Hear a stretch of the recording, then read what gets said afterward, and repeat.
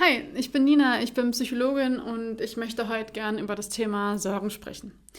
Vielleicht kennst du das, dass du abends im Bett liegst und dein Kopf kreist und kreist. Vielleicht geht es um Gedanken rund um die Zukunft, vielleicht um deine Arbeit, vielleicht um deine Beziehung, vielleicht auch um deine Kinder, vielleicht auch um den Weltfrieden. In der Regel geht damit einher, dass du schwer zur Ruhe kommst und dahinter steckt in der Regel eines, nämlich Ängste. Ich möchte im heutigen Video darüber sprechen, wie du erkennst, dass Sorgen ein Ausmaß annehmen, das nicht mehr gesund für dich ist. Und natürlich auch darüber sprechen, was du tun kannst, wenn du dich übermäßig sorgst. Ja, vielleicht kennst du Gedanken wie wird meine Chefin wohl darauf reagieren, wenn ich so und so formuliere? Oder was, wenn ich im Job was übersehe? Oder bereue ich meine Entscheidung irgendwann? Und grundsätzlich können wir sagen, dass Sorgen und Ängste durchaus hilfreich sind. Sie möchten uns vor Gefahren schützen, sie möchten uns vor vergeblich investierter Energie schützen. Durchaus wichtige Funktionen. Aber doch ist es so, dass wir in dem heutigen Alltag mit seiner Komplexität, seinen Freiheiten sehr leicht in ein übermäßiges Sorgen kommen können. Also lass uns einsteigen. Zuerst möchte ich darüber sprechen, woran du erkennen kannst, dass du dich übermäßig sorgst. Wenn du den Eindruck hast, dein Körper ist dauerhaft angespannt, du bist innerlich unruhig, reizbar und schläfst schlecht. Wenn deine Stimmung außerdem meistens schlecht ist, wenn du dauerhaft so ein Gefühl von Unvorhersehbarkeit und Unkontrollierbarkeit hast und wenn du merkst, dass deine Aufmerksamkeit immer wieder an Gefahren hängen bleibt, dann sorgst du dich vermutlich zu einem Ausmaß, dass es nicht mehr nur noch reines Vorsorgen ist. Und dann lass uns über weitere Merkmale von Sorgen sprechen.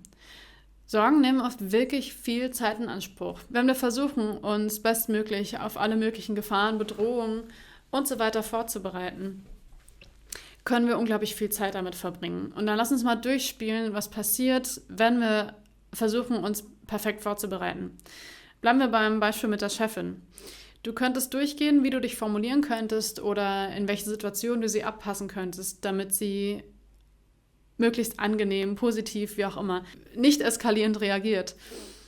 Was passiert, ist, dass dir oft mit jedem Szenario, was du durchgehst, eine neue Option präsentiert wird, wie diese Situation ausgehen könnte.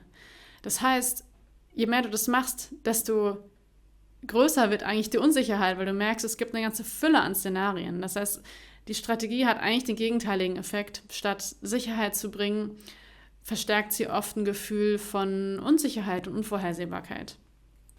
Und was ich teilweise in meinen Sitzungen mit Klienten und Klientinnen erlebe, was aber auch sonst bei vielen Menschen in ihrem Alltag ein Problem ist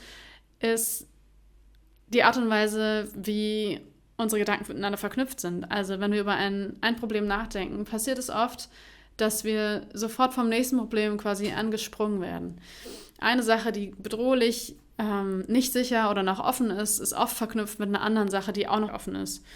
Und so passiert es, dass wir von einem Problem zum nächsten springen, beleuchten, was schwierig ist, was eine Herausforderung ist, weshalb es so schwierig ist, aber nie wirklich bei einem Gedanken oder einem Problem oder einer Herausforderung bleiben, um zu einer Lösung zum Beispiel zu kommen. Ja, und dann schaue ich ganz gerne auch immer Konsequenzen von bestimmten Strategien an. Ich mache so eine Kosten-Nutzen-Analyse. Und wenn wir jetzt mal das Sorgen anschauen, dann können wir schauen, in der Regel bringt uns das ja schon kurzfristig was. Also wenn wir uns sorgen, haben wir vielleicht zum einen den Eindruck, wir tun wichtige Arbeit, wir beschäftigen uns mit den Herausforderungen in unserem Leben. Wir können auch ein Gefühl von kurzfristiger Kontrolle bekommen.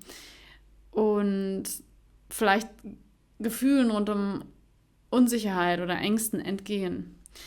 Die langfristigen Folgen sind aber bei vielen Menschen, dass es sie viel Zeit kostet, dass sie viel Energie in diese Richtung investieren, dass es sie ihren Schlaf kostet und natürlich auch Leichtigkeit und Lebensfreude. Und es ist ein bisschen so, als würdest du dir auch ganz aktiv dein Selbstvertrauen nehmen.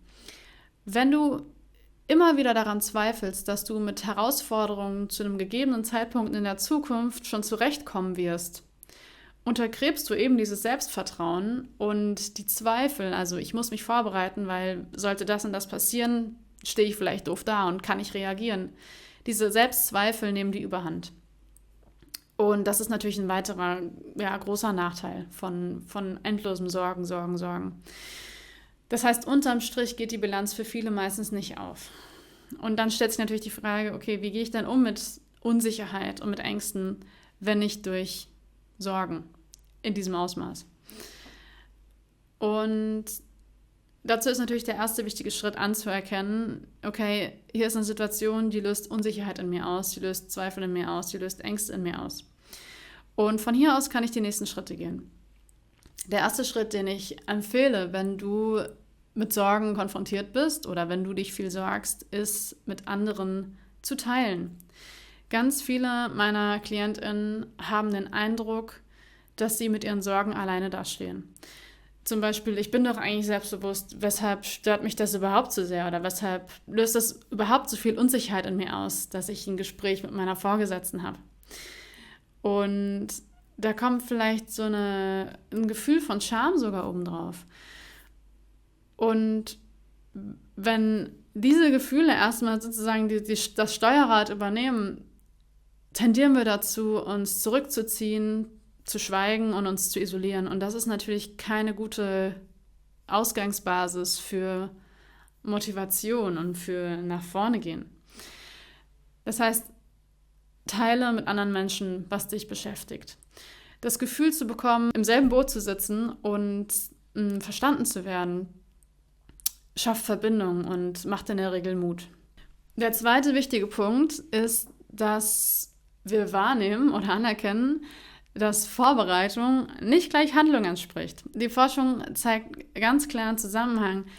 Je länger wir tendieren zu warten, was aufzuschieben, es noch besser zu planen, desto unwahrscheinlicher wird, dass wir es tatsächlich tun. Also je länger du verharrst, desto unwahrscheinlicher, dass du wirklich diese Schritte gehst, das Gespräch suchst, dich vielleicht nach anderen Möglichkeiten umschaust, dass die Wahrscheinlichkeit dafür sinkt. Und dabei spielt natürlich rein mal wieder, dass gut genug in der Regel viel, viel besser ist als Perfektion. Wenn wir auf Perfektion hoffen, dann planen wir ewig und gehen keinen Schritt nach vorne. Gut genug langt in der Regel aus, um den ersten wichtigen Schritt zu tun. Und dann gibt es noch die magische Zutat, die auch schon Goethe kannte. Es gibt nämlich ein Zitat von Goethe, das da lautet: Erfolg hat 3 Buchstaben, T-U-N, tun. Denn probieren bringt oft mehr als studieren. Wenn wir verschiedene Strategien ausprobieren, dann kriegen wir Feedback aus der Realität und nicht nur Feedback aus unserem Kopf, der sich vielleicht unrealistische Szenarien ausmalt. Das heißt, rausgehen, probieren, kleine Schritte wagen, ist viel wertvoller, als zu verharren und zu perfektionieren. Dazu gehört aber natürlich in der Regel, dass wir lernen, an einem Umgang mit diesen Gefühlen von Angst und Unsicherheit wirklich auch auf der körperlichen, auf der Gefühlsebene finden. Wenn du dich sorgst, beschäftigst du dich ja selbstredend mit Dingen, die nicht in deiner direkten Kontrolle liegen oder liegen werden. Das macht unsicher. Das heißt, wichtig ist hier wirklich einen Weg zu lernen, wie kann ich mit Gefühlen von Unsicherheit oder Angst auf der Gefühlsebene, auf der körperlichen Ebene umgehen und zum anderen aber auch meinen Handlungsspielraum ergründen. Es gibt selten Situationen, wo wir wirklich nichts tun können, um unser Leben ein Stück weit mehr zu dem Leben zu machen, das wir uns wünschen. Es kann durchaus Sinn machen, dass du dir, wenn du merkst, du sorgst dich wirklich zu einem Ausmaß, dass es mehr schädlich ist, als dich vorbereitet, dass du dir professionelle Unterstützung suchst. Eine Therapeutin oder eine Psychologin kann dir dabei helfen, zum einen mit der Emotionsregulation, also mit diesen Gefühlen von Angst und Unsicherheit umgehen zu lernen oder anders umgehen zu lernen und zum anderen gemeinsam diesen Handlungsspielraum zu ergründen und konkrete nächste Schritte zu planen. Ja, das heißt, Sorgen und Ängste sind durchaus hilfreich. In der Regel haben sie wichtige Botschaften an uns. Kritisch wird es dann, wenn du merkst, dass Sorgen hat ein Übermaß und das erkennst du daran, dass du reizbar bist, dass du eine dauerhafte Anspannung hast, dass du vielleicht Schlafstörungen hast, eine negative Stimmung dominiert. Ja, und was du dann tun kannst, ist zum einen, dich mit anderen Menschen zu verbinden, zu teilen, was dich beschäftigt, dein Lernen mit dieser Angst und Unsicherheit umzugehen und deinen Handlungsspielraum zu ergründen und wirklich das zu tun, was für dich zählt, statt in Isolation und Passivität zu verfallen. Falls du dich nicht nur sorgst, sondern auch viel beim Grübeln erwischst, habe ich auch dazu einen Beitrag verfasst. Den kannst du hier finden. Und ansonsten habe ich eine Mini-E-Mail-Serie entworfen, die dir dabei helfen kann, innerhalb von 5 Wochen Sorgen und Grübeln aktiv anzugehen. Das ist ein kleiner Impuls, den du jede Woche in deinem Postfach bekommst. Die Lesedauer ist unter 3 Minuten und der Impuls ist wirklich praktisch und umsetzbar. Den Link findest du in der Beschreibung. Dort kannst du dich dazu anmelden, um letztendlich mehr von dem zu tun und das Leben zu leben, was du dir jetzt gerade wünschst. Ich hoffe, das Video war hilfreich für dich. Wenn du möchtest, abonniere meinen Kanal, um mehr zu diesen Themen zu erfahren. Und ich wünsche dir eine schöne Woche.